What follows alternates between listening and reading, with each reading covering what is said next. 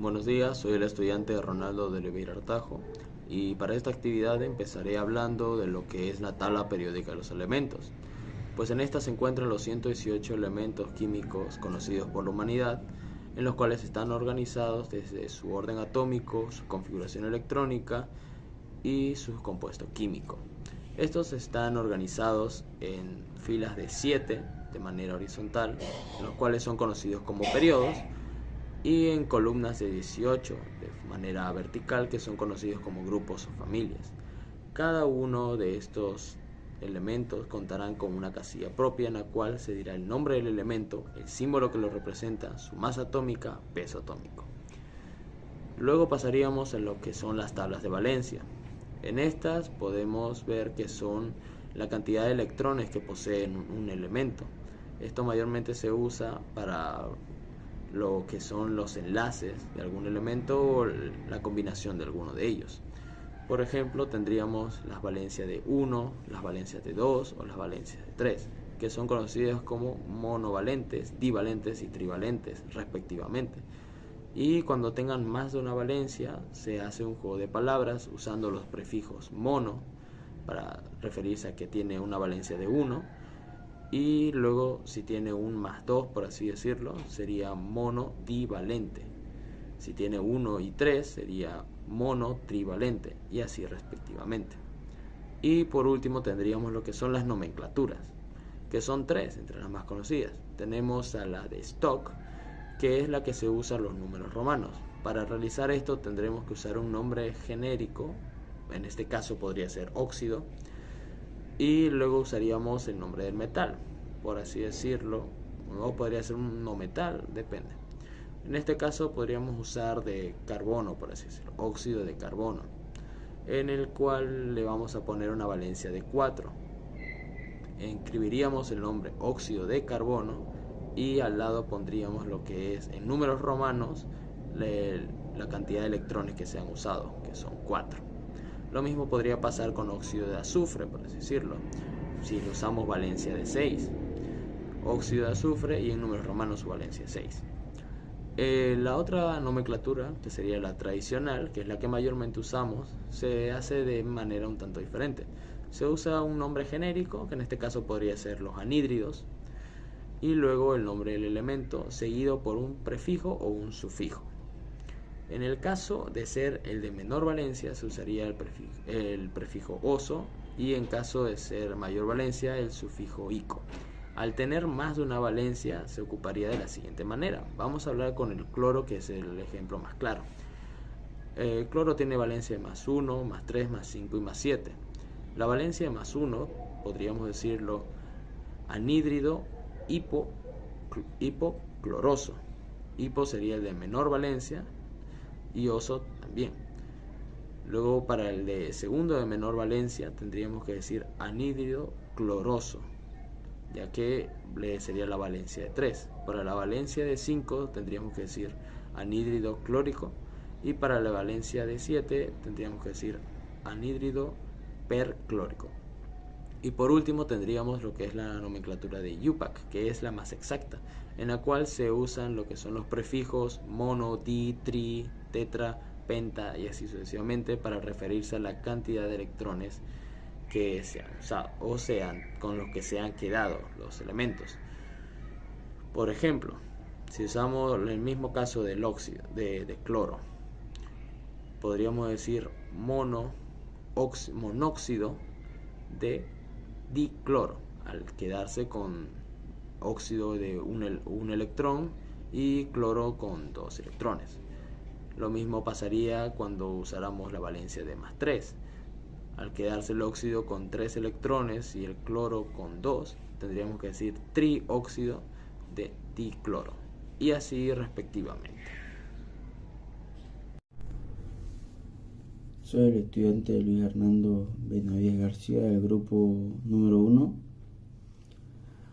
Explicaré sobre qué son los óxidos básicos y los óxidos ácidos.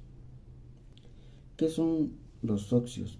Los óxidos son compuestos binarios formados por el oxígeno y el elemento químico. Los óxidos ácidos son compuestos binarios formados por el oxígeno y un compuesto no metal. Los óxidos básicos son compuestos binarios formados también por el oxígeno y un metal. El óxido básico o metálico, también conocido, es un compuesto binario formado por el oxígeno y metal, como lo he indicado. Esto se suma a metales más oxígeno, lo que forma lo que es el óxido básico. Para escribir los óxidos ácidos también se utiliza lo que es el símbolo químico representado en cada elemento químico con una letra mayúscula. Este dato también está presentado en la tabla periódica de los elementos.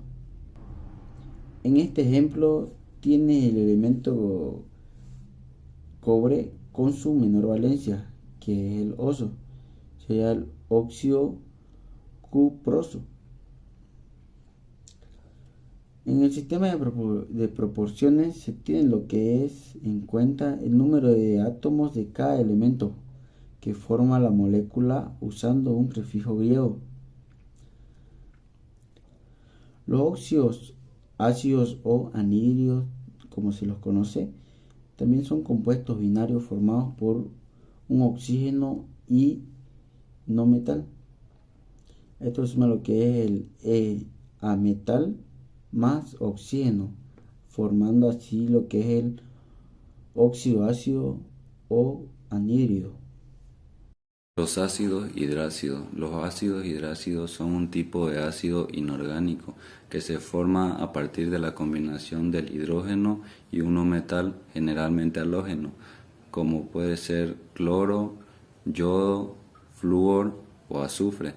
Estos se caracterizan por no tener oxígenos en sus estructuras. La fórmula general sería H y X, en la cual H es hidrógeno y X sería el no metal. Propiedades ácidas.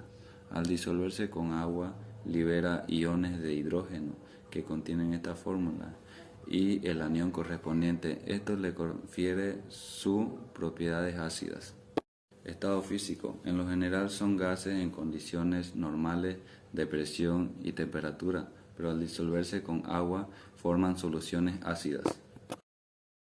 Buenos días, ingeniero. Mi nombre es Mariel Béjar y en esta ocasión voy a explicar lo que son las sales.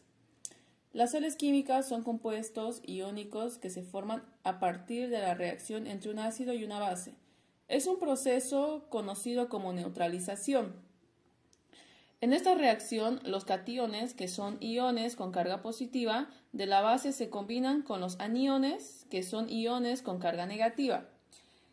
Un claro ejemplo de una sal es el cloruro de sodio, que acá puedo mostrar su fórmula. Y otro ejemplo es el sulfato de calcio, que también acá lo pueden observar. Continuando con la explicación, voy a seguir con los cálculos químicos. Un ejemplo sencillo sería calcular la masa molar. Ejemplo, calcular la masa molar del agua, que es H2O. Nuestra solución sería la masa molar de hidrógeno, que es H, equivale a 1.01 gramos sobre mol. Y nuestra masa molar de oxígeno, que es O, equivale a 16 gramos sobre mol. Entonces, nuestra masa molar del agua, que es H2O, se multiplica 2 por la masa molar de hidrógeno, que es 1.01 gramos sobre mol, más el 16.00 gramos sobre mol, que es del oxígeno. Nuestro resultado sería 18.02 gramos sobre mol. Buen día, soy el estudiante Sebastián Daniel Jiménez Rivera.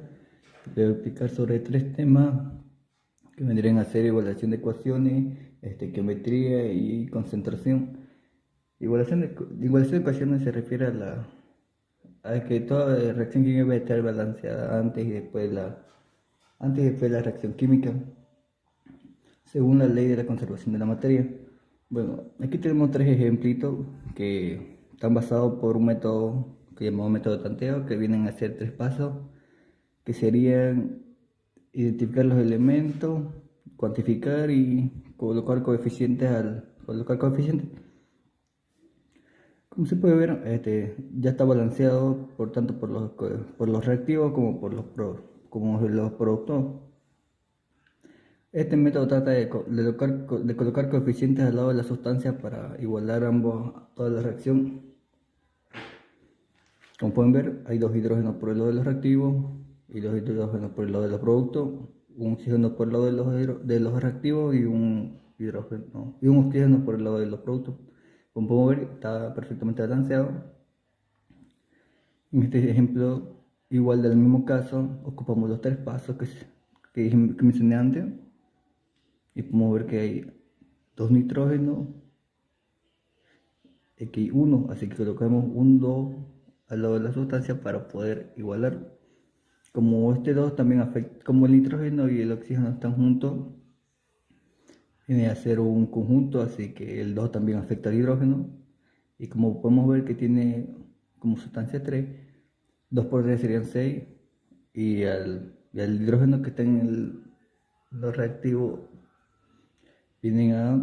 hay que colocarle un 3 para poder balancearlo. Y este ejemplito ya está. Bueno, aquí les voy a explicar cómo calcular la concentración de una solución. Podemos ver que tenemos 3 tablitas, depende al objetivo que estamos buscando, como puede ser el porcentaje de masa a masa, el porcentaje de volumen a volumen y el porcentaje de volumen a masa, masa a volumen. Miren, este es el primer ejemplo. Si se disuelve 25 mililitros de ácido sulfúrico en 75 mililitros de agua, ¿cuál es el porcentaje de volumen a volumen de la solución? Como dice volumen a volumen, así que buscamos la fórmula que sería volumen soluto sobre volumen solución por 100. Este por 100 solo afecta al volumen soluto. Intercambiamos datos. Mayormente el volumen soluto sería el que está de menor cantidad. Pero como podemos ver acá dice 75 mililitros de agua. El agua es el mayor disolvente en todas las ocasiones, así que siempre está en el volumen solución. Entonces, intercambiamos datos sobre los 75 mililitros de ácido sulfúrico, que es lo que vamos a diluir, con lo que se va a diluir, que sería, aquí no se estarán equivocando, no será 75 mililitros de agua solamente, sino vendría a ser la suma entre el volumen soluto y el volumen solución, que vendrían a ser 65 mililitros, perdón, aquí falta leer, 65 mililitros de ácido sulfúrico y 25 mililitros de agua, perdón. Todo esto multiplicado por 100, como mencioné antes, se multiplica solamente el volumen soluto, que viene a decir 2500, y sobre la suma de ambos líquidos vienen a ser 100 mililitros. Y empezamos a resolver lo que vendrían a ser 25%. Aquí hay otro ejemplo que es ya la combinación de ambos, que dice si se disuelve en 10 gramos, como vemos está en gramos, y gramos es una medida de peso,